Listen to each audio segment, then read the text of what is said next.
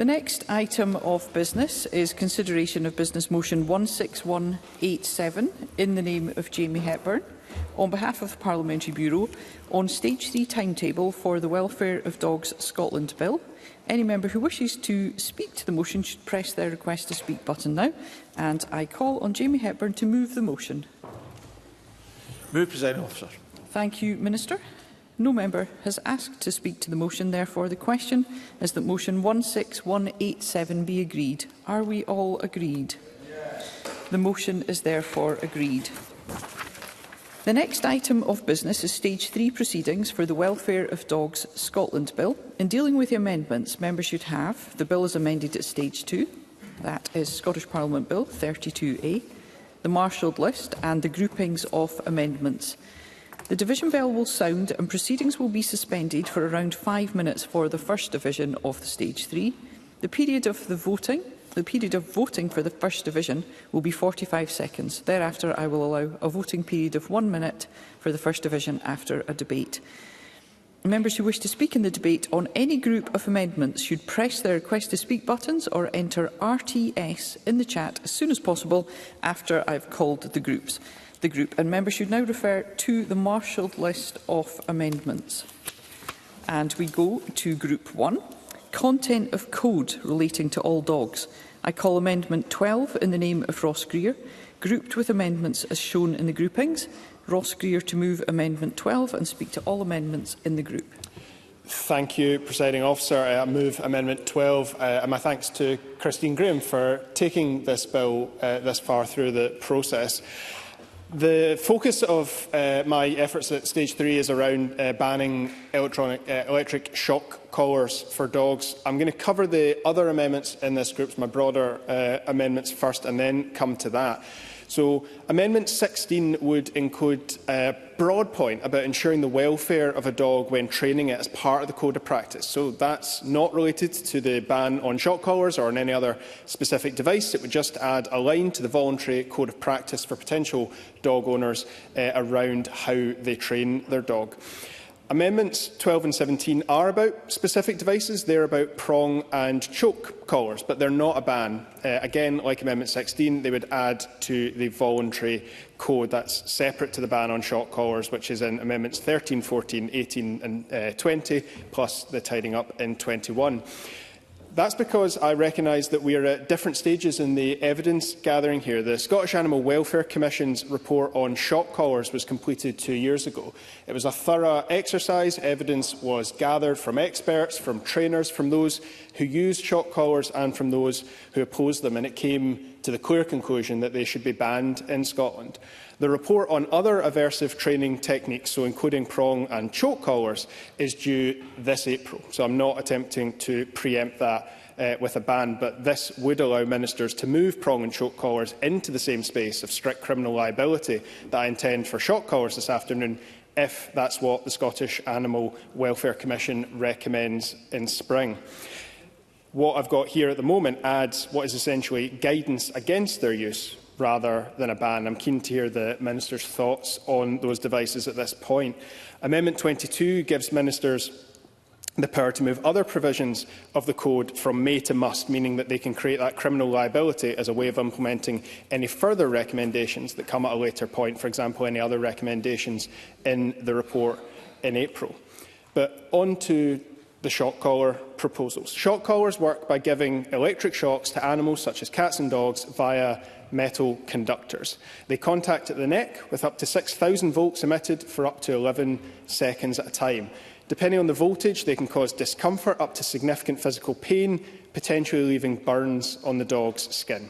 At the very least, they need to cause fear and distress. That's the whole point of a shock collar. They have a range of up to 2 miles, meaning that animals can be completely out of the owner's sight when they are shocked. These devices are, in short, cruel. In 2018, the Scottish Government published guidance on dog training aids that said, and I quote, "With respect to training devices, the Scottish Government does not condone aversive devices and training aids, including electric shock collars, otherwise known as e-collars." That guidance was good progress, but it was not a ban. And the Scottish Government quite rightly moved to have the Animal Welfare Commission gather evidence on that question. And in April 2023, they concluded that exercise, and I want to read directly their final paragraph in that conclusion. On the basis of the evidence considered during the course of our inquiry and in accordance with our remit to provide advice to Scottish ministers on matters concerning the welfare of protected animals, that the use of e-collars for the training of animals in Scotland should be prohibited. That was an expert review commissioned by ministers, published 2 years ago, and it has still not yet been responded to by the government. There have been significant cross-party efforts for years to achieve a ban on shock collars, and I want to credit Maurice Golden for having led much of that effort, including his motion 2 years ago, signed by dozens of MSPs from across all parties. And I want to read the first half of that motion as well, because I think it's an excellent summary of why we're here. It read that the Parliament understands that a range of experts, including academics, dog behaviourists, trainers and vets, consider that the use of handheld electric shock dog collar devices is unnecessary. Believes that there is a lack of scientific evidence to support claims that the use of such dog collars reduces the risk of livestock worrying by responsible owners.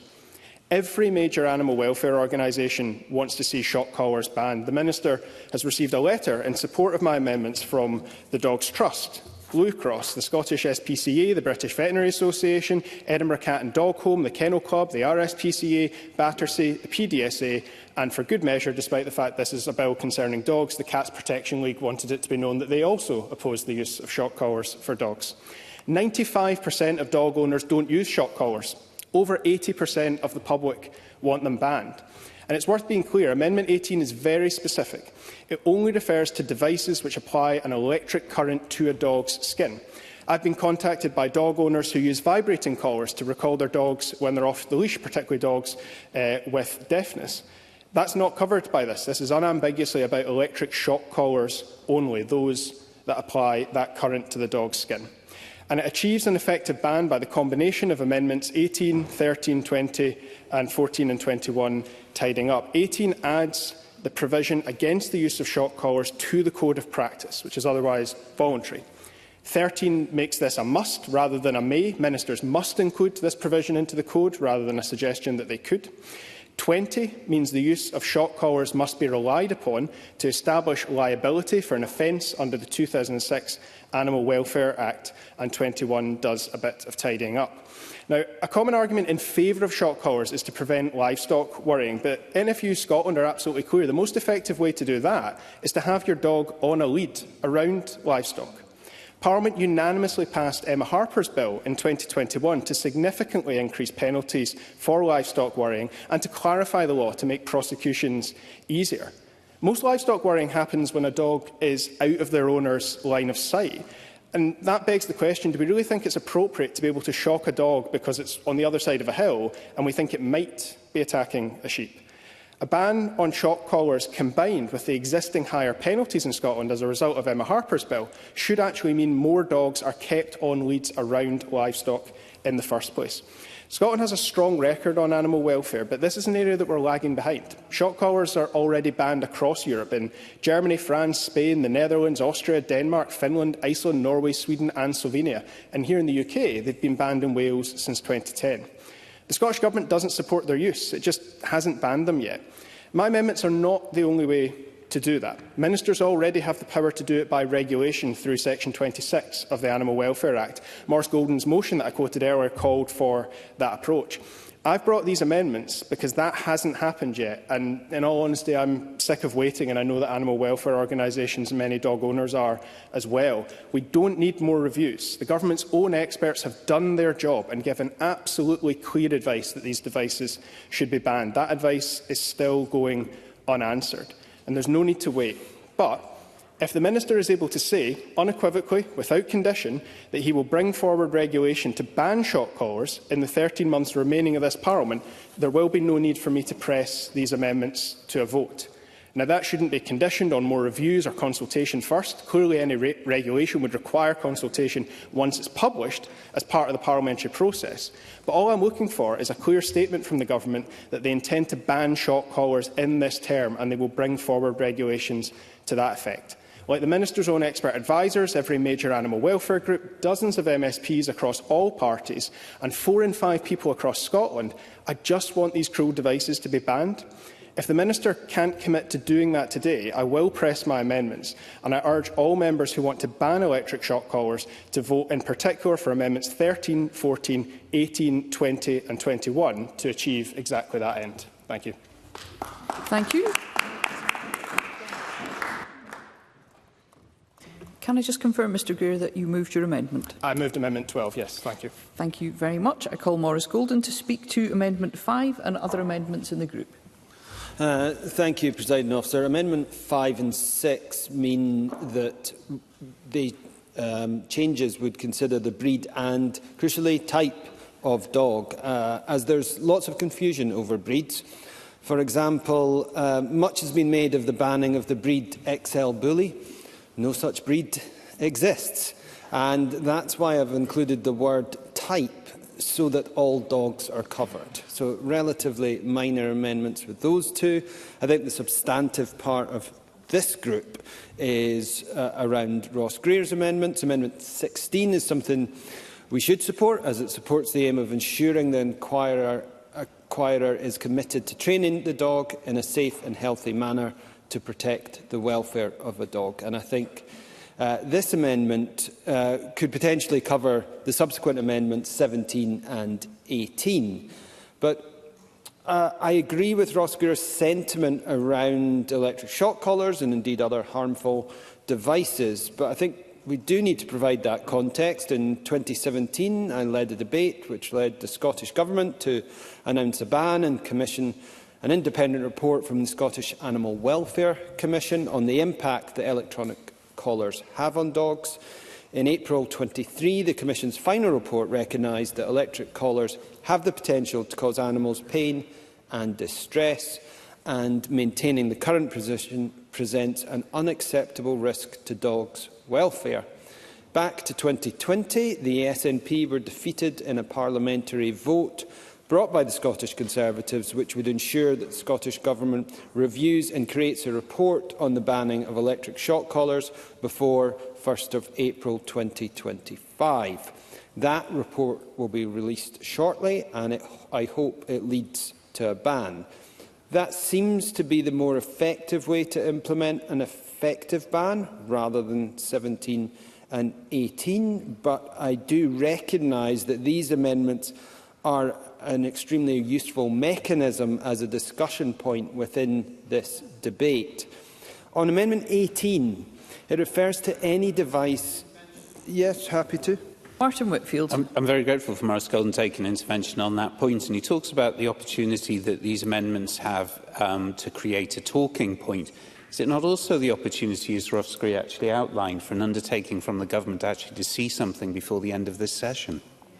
Maurice Golden. Well, via legislation, we'll see something by April 1st, so we won't have to wait for the end of the session, and obviously we're yet to hear from the Minister. But particularly on Amendment 18, it refers to any device which applies an electric current to a dog's skin, and I appreciate the intention that this is electric dog collars.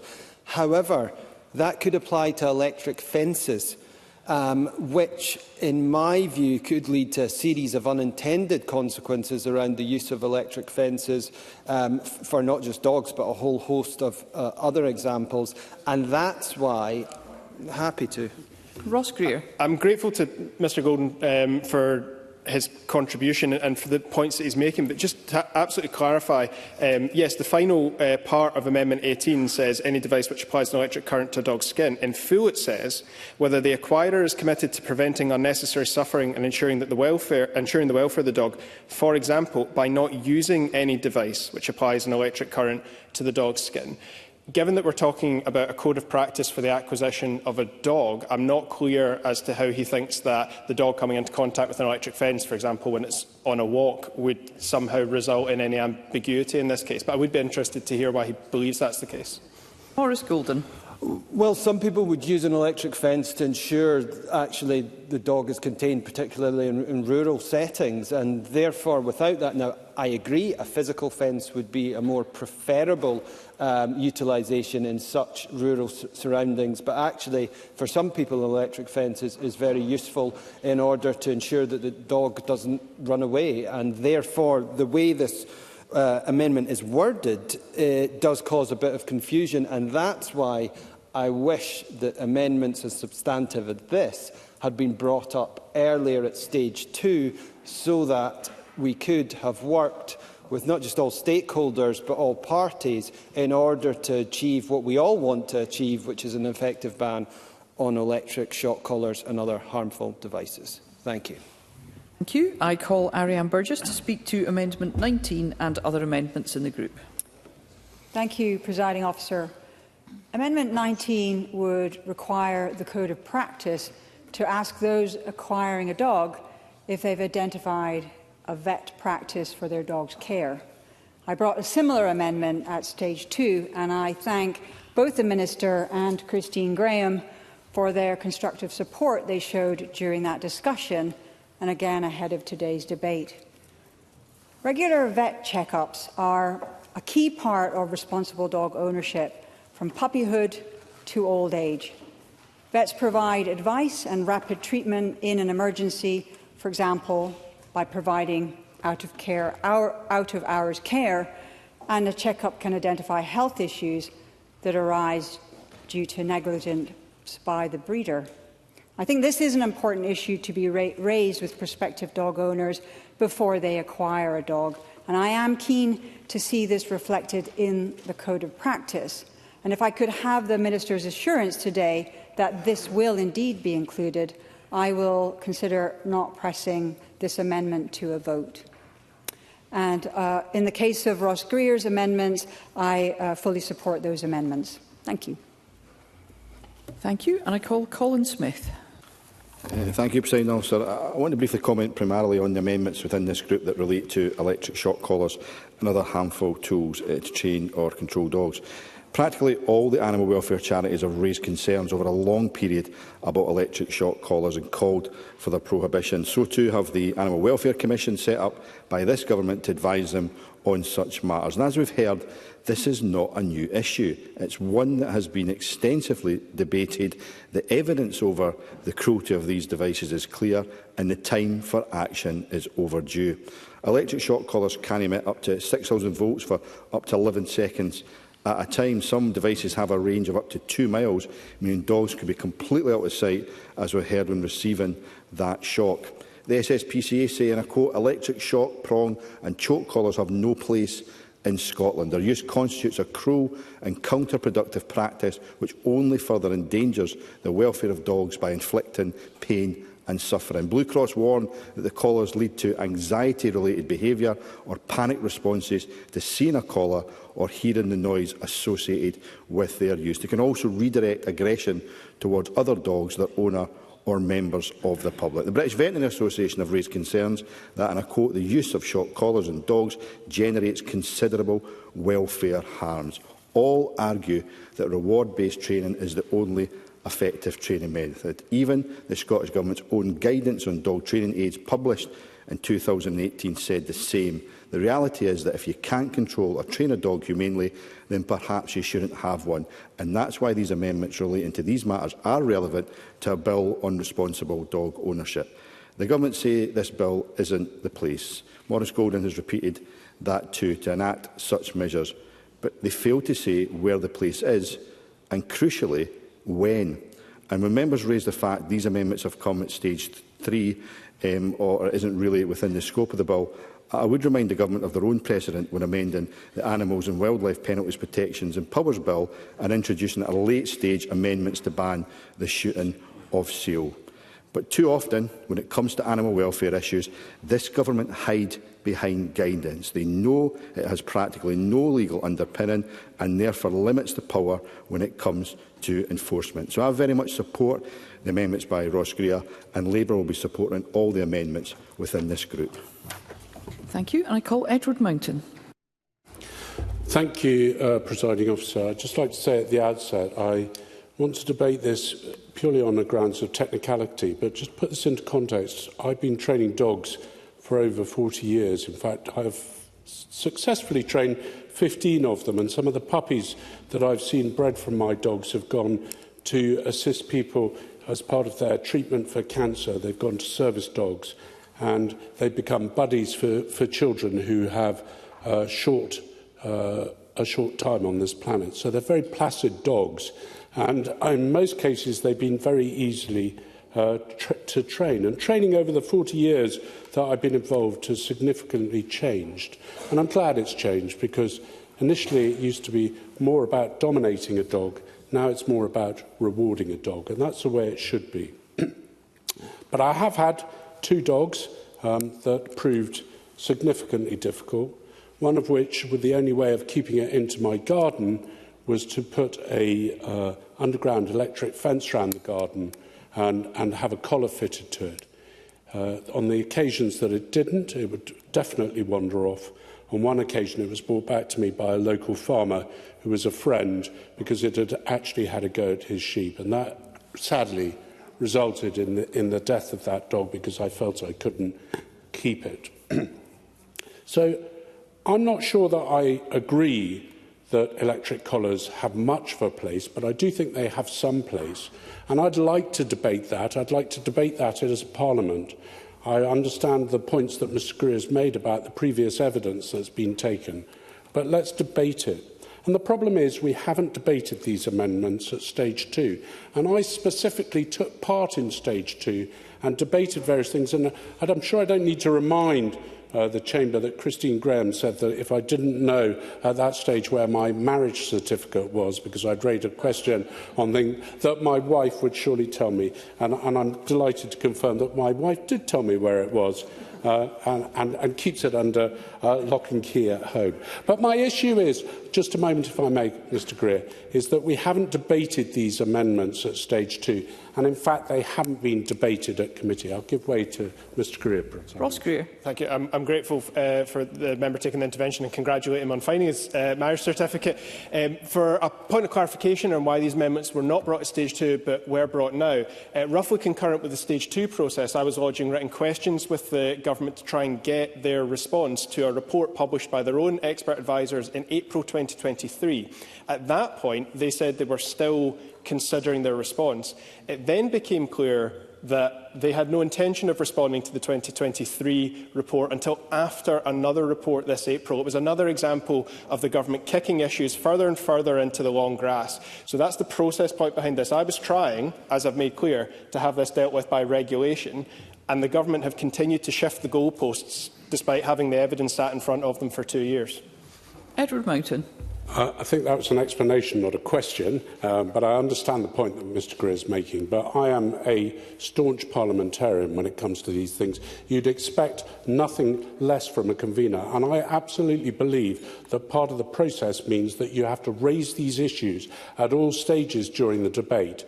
You should raise it during stage 1 at the committee. You should raise the issue at stage 2. And I think, frankly, in my opinion, and Mr Greer is entitled to have a different opinion, that bringing forward an argument that hasn't been debated during the course of the bill at stage 3 is wrong. I've always called it out. I always will call it out. I think it's disrespectful to the committee that have been considering the bill, and I think it's disrespectful to the Parliament. On that basis, Presiding Officer, I just say I want, with all my heart, to support Christine Graham's bill this afternoon. But I find myself in a position as a parliamentarian that I will not be able to support it if the amendments that Mr Greer is moving regarding shock collars and choke collars are passed by this Parliament without being properly scrutinised as a result of them coming forward through the correct procedure. I'm sorry, Ms Graham. Fulton McGregor.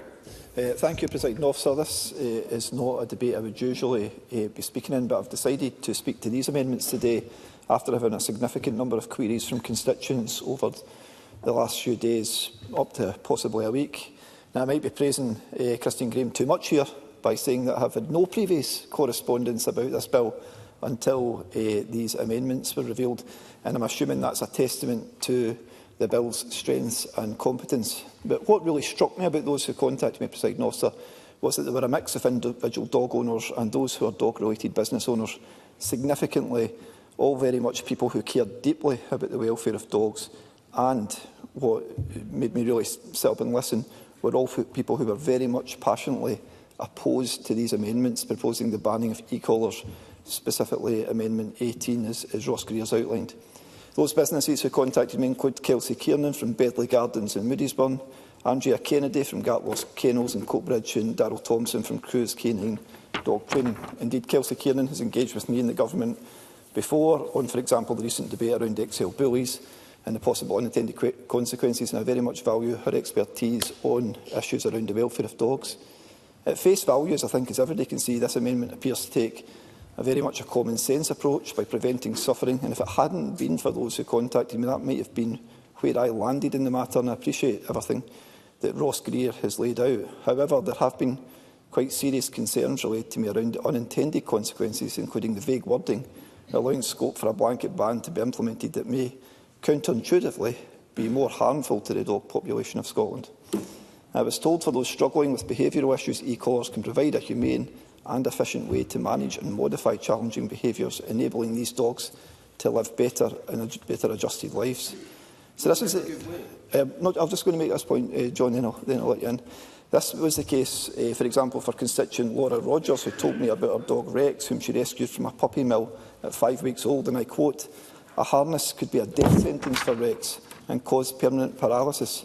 This is why we need to continue to use the prong and e-collar, or Rex will never go another walk in his life." And for another constituent, Lauren Russell, who rescued a puppy brought over from Romania, and said in this issue, and I again quote, "With the use of a muzzle, a slip lead and a figure of 8 configuration, and an e-collar for recall and a crate to provide the correct amount of sleep, Angus is now a happier and calmer dog." Happy to bring John in if you still want to. Be grateful, Mr McGregor, if you would use Mr Mason's full name. Apologies. John Mason. My apologies. Thank you very much. It's nice to know I've still got some friends that call me by my first name. I just wonder if the member, he's highlighting one or two constituents, and I've had one or two as well, who clearly run businesses and it could have an impact on them. But on the other hand, we have virtually all the animal welfare organisations arguing against these collars, not against muzzles, which he mentioned, but against these collars in particular. Does he dismiss their thoughts? Fulton McGregor. I thank the member, and he'll always be a friend, and I absolutely do not dismiss it, and it's something that I accept and I'm going to come back to in a wee second. But moving on from what I was saying, Presiding Officer, these are just two examples to help illustrate my thinking today. And I've heard from several constituents that have taken and rescued dogs with severely complex needs and have cited e-collars as the only tool that stood between training a dog humanely or having to put a dog to sleep. And I think that is important. I'm advised that critics often... I've already taken one just now, Mr Gibson. I'm advised that critics often misunderstand or focus on those who misuse e-collars, leading to calls for bans. However, banning them would limit the ability of responsible trainers and owners to manage dogs effectively, particularly, as I've already mentioned, those with complex needs. And I believe that education on the proper use, rather than full prohibition, is the better solution at this time. I was going to mention a point that was also raised about their effectiveness in rural areas, but I think Ross Greer's covered that, and as I don't particularly have a rural constituency, and there's probably people better placed than me, I will leave that. But I do want to say it does go without saying that I do not support measures that would cause harm to animals, but I do believe a more nuanced approach is needed rather than an outright ban in this instance. And I also note that we are still waiting for the Scottish Animal Welfare Commission to report on aversive training methods, and I believe it would be wise until we see this report in full before pushing for any bans. Maybe coming on to the point he's maybe going to raise, but I'll let you in, yeah. Always through the chair, please. Ross Greer. I'm grateful to the member for taking intervention. He started off by saying that the issue here was one of muddled wording, but the argument he's laid out is not about the wording of these amendments.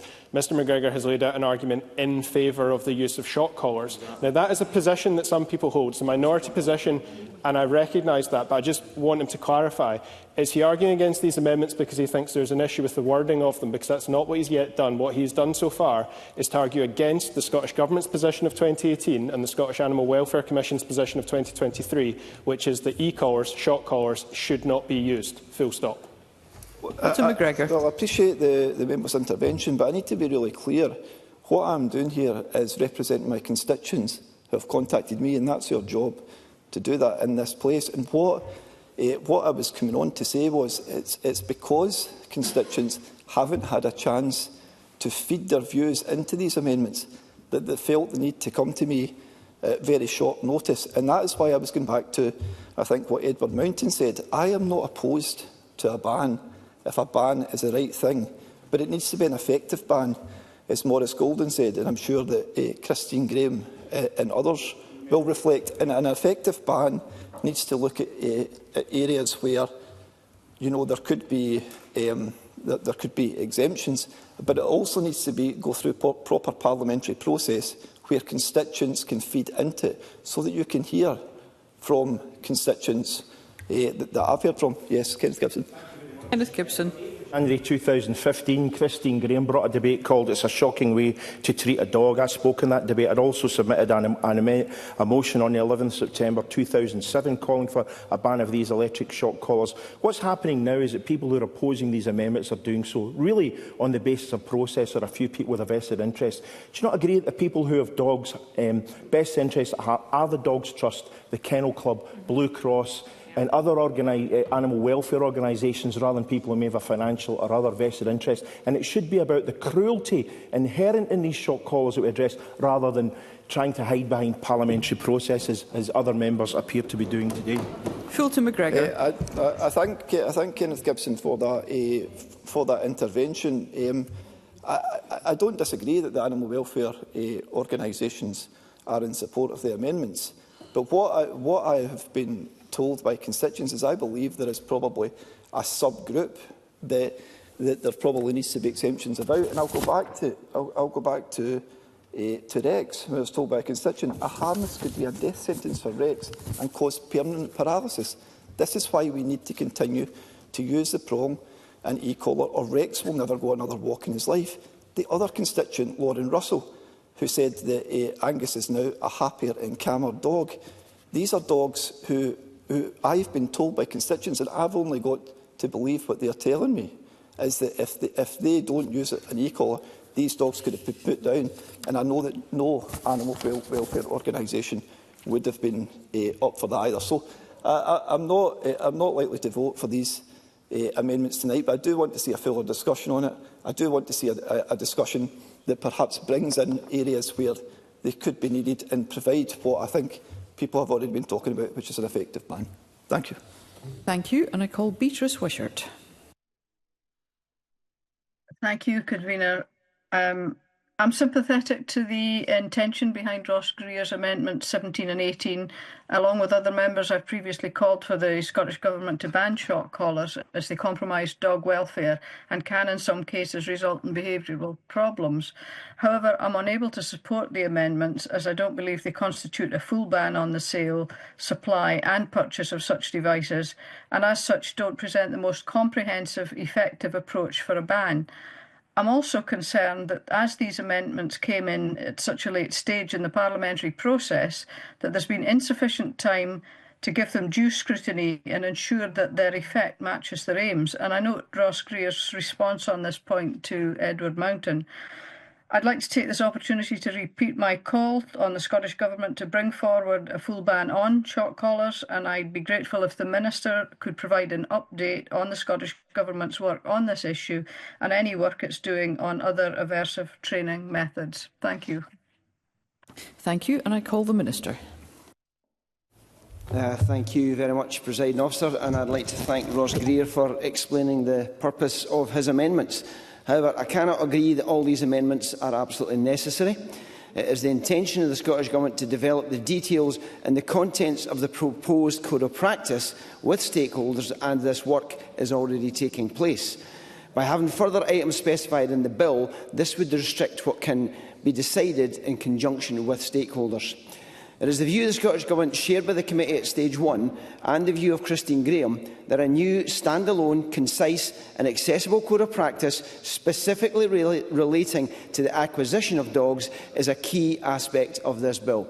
Richard Leonard, yes, I'll take an intervention. Can I thank the Minister for taking the intervention?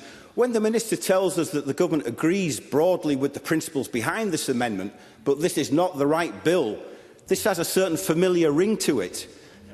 We are in favour of compensating the victimised minors, but not in the bill that pardons the victimised minors. We're in favour of ending the inhumane accommodation conditions of migrant workers, but not in the bill that provides for assistance to farming and rural communities. Where does the government think the right place is to outlaw the barbaric treatment of dogs if it is not in the Welfare of Dogs Bill?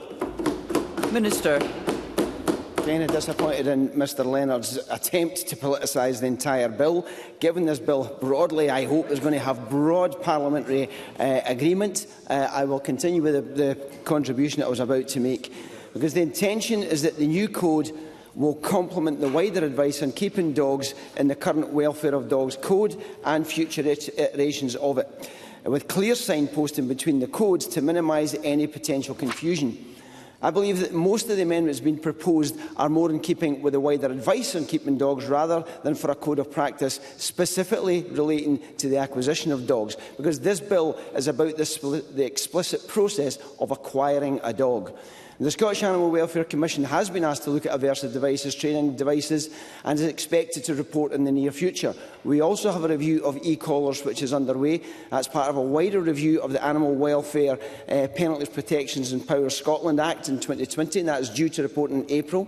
The Scottish Government will carefully consider the recommendations from SOC and the review before deciding how to proceed, and I believe that this is the correct course of action, and it will give everyone time to fully consider the recommendations proposed by the SOC and the outcome of the review, as well as respecting the parliamentary process when it comes to scrutinising legislation properly and at the right time. I'll take Ben McPherson.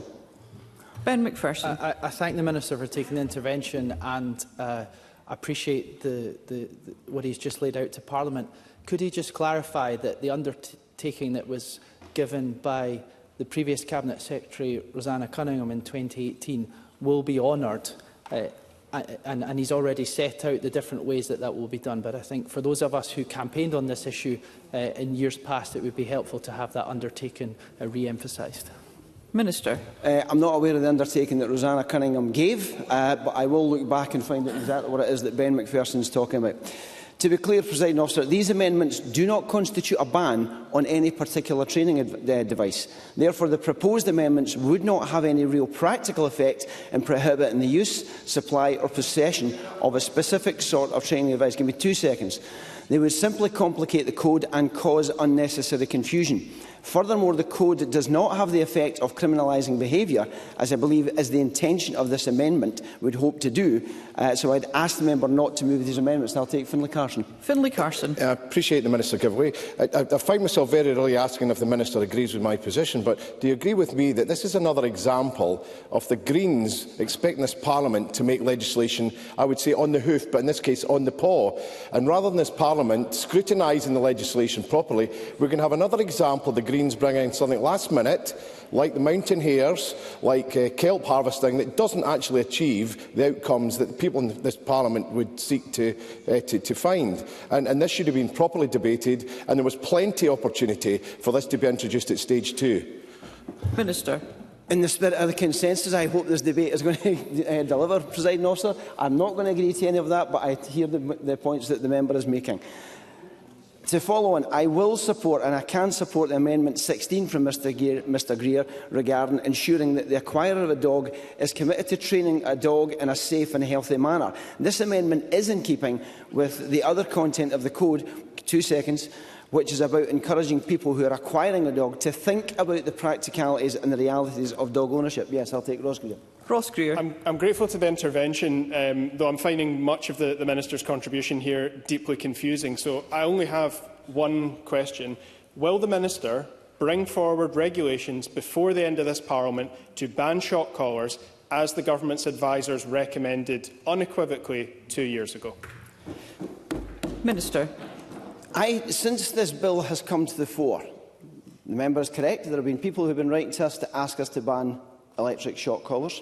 There are people who have asked us to not ban them. So it kind of goes back to the point that Finlay Carson was making. Let's have a proper debate and a discussion about what that looks like. There will be a report in April. There will be a further report from SOC. So once that has been delivered, let us come back and have a proper debate as to what that looks like. I'll take a further intervention. Ross Greer. The Minister says that we need to wait for the further report from SOC. Can he tell me what was lacking in the thoroughly evidenced report of April 2023 that included consultation with dog owners, with animal welfare experts and with those that use shock collars? What was lacking in that that has meant we need to wait for another report before coming to a view? Minister. I'm not entirely convinced that Mr Greer understands that the SOC report was actually limited in scope, covering only remote control training collars using static pulse as stimulus. But there are a wide range of e-collars. There's lots of other aversive devices. So if we're going to have a debate about how we're going to train dogs effectively and humanely, then let's do it properly through the full political scrutiny. The suggestion in Ariane Burgess' amendment that identifying a veterinary practice could be included within the proposed code of practice is a good one. But this is the sort of detail that should be left and taken forward by officials and stakeholders as the code is developed. Stakeholders' meetings around the code of practice were started in 2024 and are planned to continue after this debate has concluded. So officials will raise this proposal in the discussions with stakeholders. However, at this time, I would ask the member not to press that amendment. Thank you, Presiding Officer. Thank you. And I call Christine Graham. Well, I'll start off by saying on Amendments 12, 13, 14, 17 and 18 from Ross Greer, and he knows this, I cannot support these, though I thoroughly support the sentiment and the motivation. For over a decade, I've campaigned for a ban on the use of shock collars, having also debated and held an event, I think before Ross Greer ever came here, when I encouraged MSPs to try a shock collar on their wrist. Few of them did it, and they really got upset because shock collars come with different levels of pain, and the reaction depends on the dog and so on. So I take no lessons from any one person in here about my commitment to the ban on shock collars. Not one. And my call for a ban remains so. But I thank everyone for speaking on this debate. But as a legislator, a political hat, but as a legislator, I have to ask this. Is this how to bring in a ban with a robust, enforceable legal framework? Has this been tested through our established parliamentary processes, as evidenced by Edward Mountain? Now, first, to say that I'm hiding behind process is not the case. Process is essential. Let me finish, and you've got to sum me up.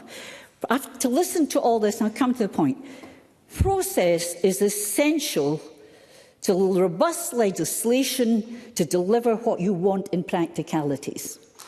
First, in my view, this falls, because in my view, I know it's been ruled as competent, it's out with the purpose of the bill. And so I was getting slightly agitated here, because the bill is, and the purpose is, in relation to the acquisition of dogs.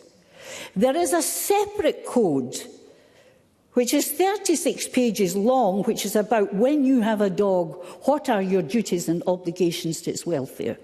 So that's my first point. Secondly, and more significantly, these amendments have been shoehorned in at stage 3 without a mention at stage 1, or indeed amendments lodged at stage 2. And I heard what Ross Greer had to say about how he was waiting for things to come through, and that's why he was perhaps too late to do it, though I'm paraphrasing. Belt and braces in here, Ross Greer. Get your amendments in anyway in time. And the debate, which has usurped actually the purpose, which is to prevent casual acquisition of puppies and dogs, and has become all about shock collars, the very fact there's a range of views in here emphasises to me it has to go through the parliamentary process. Now, all of this, without for 1 minute, I'll take you in a while, without for 1 minute me reducing my commitment to a ban on shock collars. You can tell by the way I feel how angry I am that we've not done it. Now, I too refer to the recommendations of the Scottish Animal Welfare Commission on the 11th of April 2023, and I quote, "Therefore, the Commission has concluded on the basis of the evidence considered by the inquiry and in accordance with our remit to provide advice to Scottish ministers on matters concerning the welfare of protected animals, that the use of e-collars for the training of animals in Scotland should be prohibited in Scotland. Hear, hear. Absolutely agree with them. Now, what I'm back to is we have a pattern for it. Wales, as we know, banned them in 2010. And they banned them in an act called the Animal Welfare Electronic Collars Wales Regulation. That's important because they define the shock collar, they put into place penalties, criminal penalties, if you abuse the legislation, moving from fines to imprisonment. That's what I call good legislation. I'm appalled that we are so far behind, but that's the route I want to go. And I agree with Ross Greer. I want a commitment. OK, if we wait till some other report in April, but at the end of the day, I want a commitment. This is my last session of Parliament. I want a commitment that regulations, having gone through the parliamentary process, to ban electronic shock collars, the use, because we can't ban the sale, that's internal market, the use of electronic shock collars happens in Scotland during this session. But don't do it here because it's the bad way to do law. Yes. Martin Whitfield. I'm very grateful to Christine Graham, and actually I'm very grateful for the passionate way that she's brought her experience and wisdom to this, in an attempt perhaps to allow the temperature or pressure to rescind a little bit, and with no disrespect to the presiding officer, who has obviously the final choice with regard to stage 3 amendments. Is it a time perhaps that we look at the role of stage 3 and when, as Christine Graham has said, a new matter that has just come in is presented at this stage of a bill? Christine Graham. As we know, the selection of amendments at this stage is a matter of the convener of the committee, and it's for the presiding officer at stage 3. And I'm certainly not going to give advice to either the convener of a committee or the presiding officer on selection. That is my view of it. But I'm back to this. Please don't vote for those particular amendments because they are in the wrong place at the wrong time. Please pursue this government to get regulations in place that will be enforceable with specific penalties, fines, imprisonment, definitions, which is what anybody should do in law. But of course, I do support Amendment 16. And I discussed this with Ross Greer because I want to move it forward. I want pressure to be kept up in the government. And so I encouraged the member to put in a more general one so that we can keep the heat up. And by goodness, I'm hot and bothered now. On Amendments 5 and 6, I move on. On Amendments 5 and 6 from Maurice Golden, these make it clear it doesn't have to be a pure breed of dog. The choir can be accessing a type of dog. Well, I had that big row over XL bullies, which I lost. There was other bad legislation, which I'm afraid members voted for. I support these helpful and considered amendments. Thank you very much, Maurice Golden. Finally, Amendment 19 by Ariana Burgess. I understand the purpose behind this, and I welcome Ms Burgess highlighting the issue. However, codes, 36 pages of a code that exists when you've got a dog. It's War and Peace. I want this code to be simple and easily followed, including by asking only the basic questions. It's got to be concise and engaging and people-friendly. Sourcing a vet, I don't consider as absolutely essential content. But this issue, if I may say to Ms Burgess, is already raised in part in section 22E of the bill, where we talk about veterinary costs, because we're asking people to consider things in advance so that they have a happy relationship. So I hope, having highlighted the issue, she will not seek to press the amendment. And I'm asking Ross Greer, as a fellow traveller, to get a ban on shock collars, not to press the amendments, those amendments. Thank you. Thank you, and I call Ross Greer to wind up and press or withdraw Amendment 12. Thank you, Presiding Officer. I want to preface this by making absolutely clear. I have no doubt that all the dog owners who have been in touch with MSPs to defend the use of shock collars love their dogs.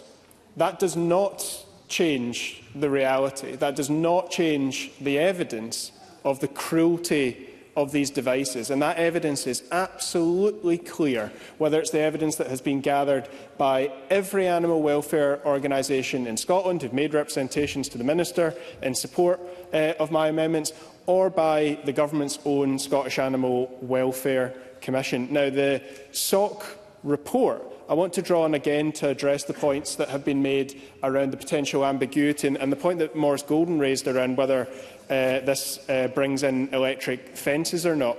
The definition used in this amendment is the SOC definition. I have lifted it word for word from their definition. This is not freelancing, coming up with something brand new. This is the definition as produced by the government's own expert advisers. Now, Beatrice Wisher called for a full ban as part of explaining how she wasn't going to support these amendments. This is how we force this issue to a full ban, because the government have been failing to ban shock collars for years. I do not believe that my amendments are the only way to do this. I made that clear. They're not the only way to do it. They're not even my preferred way of doing it. I've brought these amendments because the government refuses to take forward the preferred way to deliver a ban. Just in a second, the preferred way to deliver a ban as advocated by a number of members across this chamber, and I'll acknowledge it, including by Finlay Carson, who was a supporter of previous efforts to ban shock collars by regulation. Finlay Carson. Ross Greer for giving way, but don't you see that you stood to undermine Christine Always Graham's, through the chair, please. beg your pardon, presiding officer. It's quite clear that these amendments at this late stage could have undermined Christine Graham's bill and the very principles, the general principles of why this was brought forward. But also, Mr Greer's been here long enough to recognise that if this place is going to pass good legislation, it could have been at stage 2. So I ask the member why, given your passion for this to come into law, didn't you bring it forward to allow the members and the committee to gather all the evidence so that the Parliament could have been united in banning shock collars, instead of grandstanding and potentially getting a green press release out there and legislation falling at the first hurdle? Ross Greer. I think that contribution was beneath the member, to be honest. I have followed correct parliamentary process. If I hadn't, I wouldn't have been able to bring these amendments forward. But as I explained earlier on, at stage 2, the Minister was still telling me that the government were considering their response to the report of 2023. They're not. They've kicked it into another report, and I'm quite sure after that they'll kick it into another report, commission, working group or some other form of throwing this into at least the next Parliament. And that's my frustration. For a start, the Minister said that the Code of Practice does not criminalise behaviour. These amendments would criminalise this specific form of behaviour. That's why I'm giving Parliament this opportunity. And I could see the discomfort of members across this chamber, but particularly SNP members, who want to see a ban on shock collars and who wanted some kind of indication from the Minister today that the government was moving towards a ban on shock collars. That's why I intervened. That's why I've repeatedly asked that question of the Minister, and he has very obviously avoided it because the government has no intention of banning shock collars. That's my frustration here. That's why I've brought these amendments forward. I'll happily take an intervention from the Minister. I would ask him once again, will the Scottish Government bring forward regulations to ban shock collars in this Parliament? Minister. I'll clarify that it's up to the member to ask the intervention that he wants to ask and not be required to answer the question that has been put to me, Presiding Officer. I could not remember, I couldn't recall Ross Greer making a specific request to me during the process of this bill to ask me to ban electric shock collars. He has asked a number of PQs at various points, but at no point have I ever been approached and asked to include this in any part of the bill. Now, I really understand the strength of feeling in this debate. I genuinely do. But we have to go through the process to allow. We've already got examples in other bits of legislation where people have been caught who did not know things were going to happen in their lives as a result of things that were happening in the Parliament at stage 3. This has clearly raised a lot of views on both sides of the debate, and I would very much like us as a Parliament to be able to have that debate in full with the details, and win or lose, that will be the result of that debate. So therefore, Mr Greer's assertion that somehow he has brought this to me in the past is not necessarily the case. Ross Greer. Thank you, Presiding Officer. I found that I will happily take an intervention from Christine Graham. Therefore, ask the Minister to bring forward draft regulations to be put to the committee so that we can get a move on with it through the proper processes, and both of us, I hope, will get to the destination we want. So maybe if we could get the Minister to give a time for laying draft regulations, he's got a model already in the Welsh, and we can proceed. Ross Greer. I will, at this point, invite the Minister through me. This has become a somewhat oddly structured debate, but I will happily invite the Minister to make an intervention through me to respond to Christine Graham's request. Will he bring forward draft regulations to ban shock collars in this Parliament? Minister. I will not commit to anything at this stage until we go through the full process, Presiding Officer. Ross Greer. And there you go, Presiding Officer. This is my frustration. This is why I absolutely did not want this debate to take the tone that it's now taking. But the Minister asks us to follow the process. For how many years and decades do members need to keep following the process? He says this debate has brought up strong positions on either side. It has indeed brought up strong positions on either side. Any member is entitled to argue against a ban on shock collars. The issue is the Scottish Government's position is opposed to shock collars. As of 2018, the Scottish Government took a position opposed to shock collars. It just wouldn't enforce that. What we're hearing from the Minister today, and I'll take Christine Graham in just a second, what we're hearing from the Minister today is a significant departure, a significant rolling back on the position the Scottish Government have held since 2018 against shock collars. So I would like to ask the Minister again, I'll take Christine Graham's intervention, but I want to ask the Minister, is the Scottish Government's position opposed to the use of shock collars? If I could invite the Minister to intervene at this point, and then I'll come back to Christine Graham. Sum up. The Minister will not have an opportunity to sum up. I'm giving the summing up speech for this group, Minister. So at this point, I will take Christine Graham's intervention. Christine Graham. Yes, it's just to support Ross Greer in that my understanding of parliamentary process is bringing forward draft regulations to lay before the committee is process. All you're asking, and you've got a B plan, if I may say, if you're not giving a commitment today, at least commit to put draft regulations before the Rural Affairs Committee so the evidence can be taken and we can have a proper vote and a proper piece of legislation. Thank you. If you might wind up, Mr. Yes, Greer. I appreciate that, Presiding Officer. This has become a debate within a speech, which is maybe not something that we've done in a while. I just want to emphasise to the Minister the position that, just in a second, the position that he has put SNP members in this debate, where we have all repeatedly given him opportunities to resolve this by indicating in concrete terms how the Scottish Government will take this issue forward, and he has failed to do so. I see he's been consulting with other ministers, so I would be very grateful at this point if he could give some indication of a concrete next step forward, but specifically, if he can address my question, does the Scottish Government still maintain its 2018 position against the use of shock collars? And once I've taken intervention, Presiding Officer, I will begin rounding up. Minister. I will give the member an absolute commitment that I will write to the RAIN Committee to go back to the RAIN Committee and have a full and proper debate around whether or not shock collars should be banned. Ross Greer. Presiding Officer, I'll be pressing these amendments because we have had that debate. The Scottish Government has taken this advice from the Scottish Animal Welfare Commission. This is very frustrating. Christine Graham was right to identify what I've proposed as a B plan. It is the B plan. I've repeatedly, it's not even the B plan. We gave the Minister the opportunity to clarify he'd bring forward regulations. He wouldn't do it. We gave the Minister the opportunity to clarify he would bring forward draft regulations. He wouldn't do it. We gave the Minister this afternoon the opportunity to confirm the Scottish Government still maintains the policy position that it published in 2018 against the use of shock collars, and he wouldn't do it. The Minister had multiple opportunities to avoid putting particularly members of his own party through a vote on this issue, and he has failed to do so. But I will not let down the many people outside of this Parliament who have campaigned for a long time for this ban. I will give Parliament the opportunity to vote for it today. Just in closing, I want to address a few very brief points. Fulton McGregor referenced a constituent who said that they will put their dog down if this ban goes through. Can he please tell that constituent to give their dog to a shelter? Because every major animal welfare organisation that runs shelters is also opposed to the use of dog collars. Those who have the most experience with the most difficult dogs are opposed to shock collars and support my amendment. So I would welcome if he could relay back to his constituent that the appropriate thing to do with a dog, if you genuinely cannot look after it, is to give that dog to a shelter, not to have it put down. Fulton McGregor.